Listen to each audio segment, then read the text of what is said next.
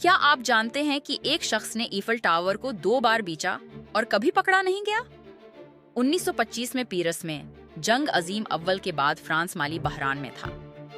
Eiffel tower کی مہنگی دیکھ بھال حکومت کے لیے بوجھ بن گئی تھی۔ وکٹر لوسٹک نامی ماہر فراڈی نے یہ موقع دیکھا۔ اس نے جعلی سرکاری کاغذات بنائے اور خود کو بدعنوان افسر ظاہر کیا۔ اس نے لالچی اسکریپ ڈیلروں کو ہدف بنایا۔ جعلی وزارتی میٹنگ میں اس نے کہا ٹاور خفیہ طور پر فروخت کیا جا رہا ہے۔ انڈرے پوائسون نامی ڈیلر کی بے چینی کا فائدہ اٹھایا۔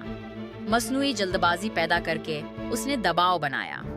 پوائسون نے 70,000 فرانک ادا کیے ٹاور کے حقوق کے لیے۔ لیکن حیرت کی بات یہ ہے، 1 ماہ بعد لوسٹک نے بالکل یہی فراڈ دوبارہ کیا، مختلف خریداروں کے ساتھ، اور پھر سے کامیاب رہا۔